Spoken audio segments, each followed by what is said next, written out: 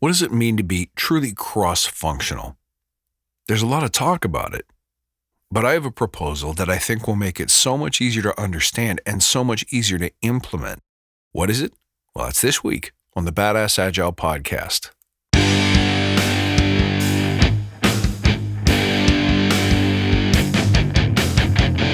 Greetings, team. Welcome to the Badass Agile podcast. I'm your host, Chris Williams.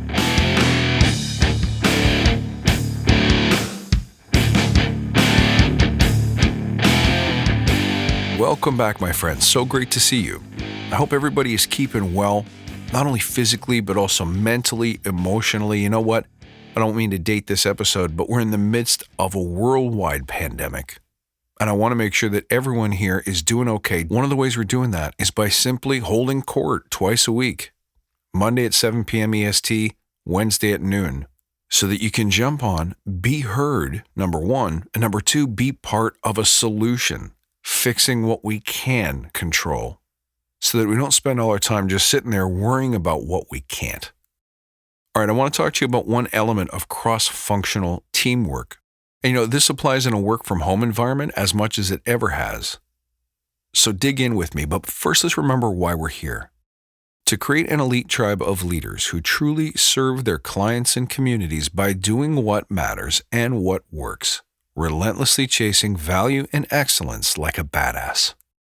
There are so many resources out there about what you need to do to be agile, but we're focused on who you need to become in order to lead teams. So let's hammer down those fundamentals to create a truly unique and unstoppable force in this industry. Guys, if this helps you, tell your friends. All right. When we think about cross-functionality in Scrum and Agile teams, there's a great opportunity for misuse and abuse. I think because it's a weird concept, we do it wrong. Cross-functionality is often described as anyone can muck in, meaning that one of the ways that agility is meant to smooth over the bumps in productivity and workflow is not to have flow jammed up when too many requests exceed one person's capacity to process them, right? So the sense is you can look over to the developer and say, hey, what can I take off your plate? Let me grab some of that. Well, when you look at it that way, it creates a couple of problems in practice. Number one, not everyone on the team can code, and that has to be okay.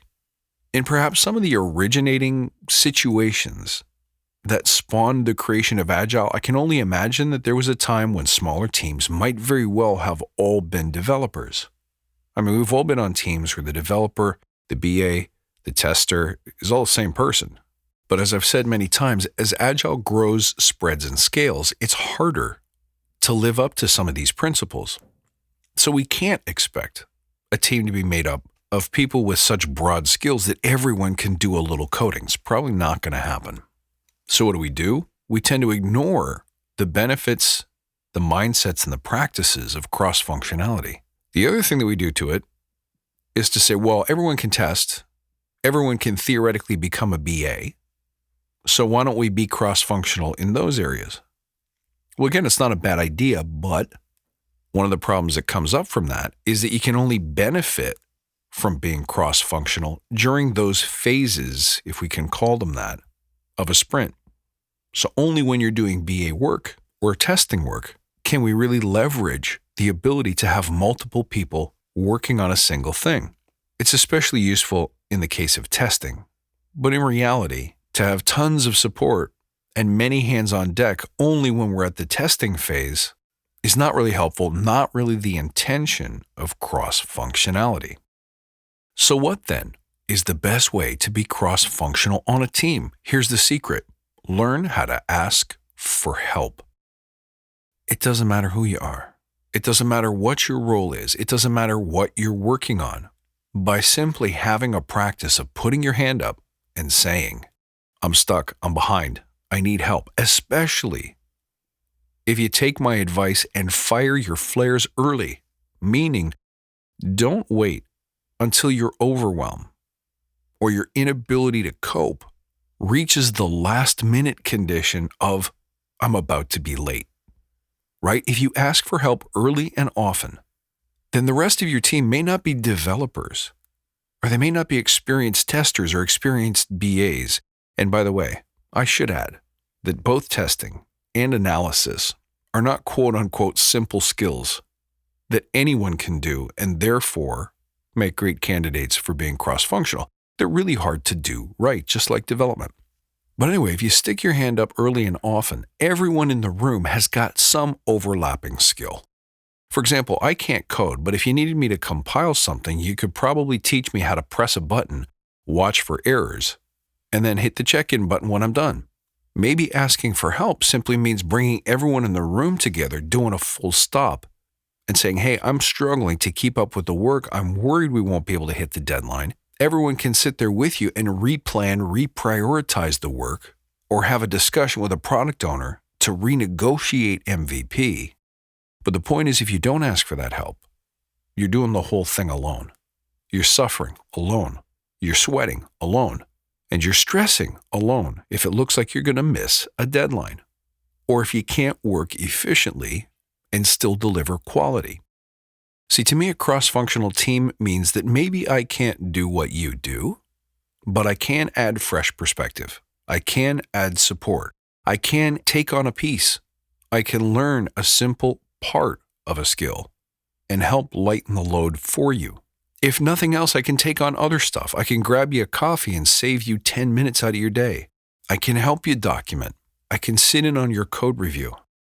We are not as siloed, skill-wise, as you think, and it's dangerous in the technology industry to treat it as though we should be.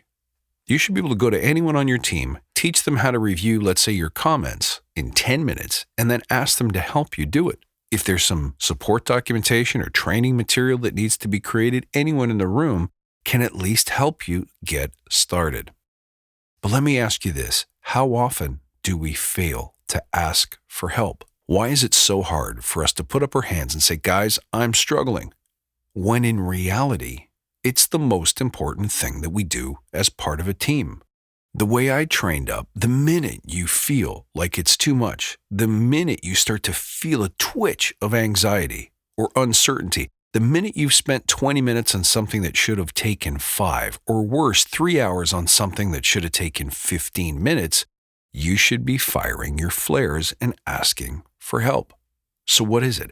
Is it the shame? Is it embarrassment? Is it ego that keeps us from asking?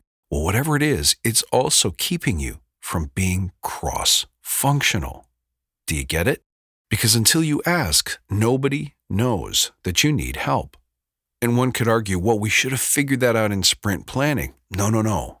See, the times you need the help the most are the times when things go off plan. I'll be honest with you, it's a tough behavior to change because there seems to be so much emotion and so much of our sense of self and pride attached to asking for help. We tend to think of it as failure. So if you're a scrum master, a coach, or a leader of any kind, how can you get your teams to ask for help more often? Well, the first thing you do is whenever you meet on a cadence, whether it's your stand-up or whether you set a timer for 11:40 a.m. every day, it doesn't matter. Once or twice a day, just go around the room and say, who needs help? Now, that might not be enough if you're particularly new and particularly stuck in that ego space of asking for help equals failure. So try this instead. Go around the room and say, where can we help? To each and every person. You can even make a rule that says everyone has to give me one thing. So think of it as a set of training wheels you could install during, let's say, daily stand-up. So everyone goes around. First up is Sarah, and Sarah says, here's my promises for yesterday. Here's what happened. Here's my promises for today. And here are my blockers. So switch the script on that last one and say, here are my blockers, and I need some help with it. That takes the pressure off the individual to figure out what kind of help they need or how someone can help, but rather just to throw a flag and say, I could use a hand with this, and have that be okay. Then, after the stand-up or the survey is over, people who have cycles, without knowing specifically what the ask is, can just swarm around the problem and figure it out together. Let's remember something important about people today. One of the reasons why asking for help can be hard is because we don't want others solving our problems for us. So at the same time you train your teams to ask for help, train them on how to respond with help, which is to ask the question, how can I help? And then shut your mouth and listen. And if the person who's asking doesn't know how you can help, then offer to brainstorm together. All right, what are some things that might work? If you have ideas, bring the ideas. It's like, hey, I used to be a SQL tester, so could I help with the database part? Fantastic. But you got to train people not to try to solve the other person's problem by telling them what to do and how to do it. Rather, have them roll up their sleeves and figure it out together. When you approach it this way, guys, that the easiest way to be cross-functional is to learn how to ask for help and how to offer help, then we get into the mindset that cross-functionality means everyone in the room can code. But instead, everyone in the room can solve. Everyone in the room can brainstorm. Everyone in the room can troubleshoot. And everyone in the room has special superpowers that they bring to every situation. And all it takes is a willingness to ask, a willingness to listen, and some creativity to truly leverage those superpowers. I'm noticing more and more, especially in work from home times, that we're hidden behind the camera, so when we're in trouble and we're struggling, we keep our mouths shut. So try settling these techniques into your team practice this week. Create a culture of asking for help and see if it positively impacts your flow. All right, guys, that's it for today. As always, you can find me at badassagile.com, on Twitter at badass_agile. And don't forget to join in on these COVID-19 events. I look forward to seeing you there. And until then, stay healthy, stay badass.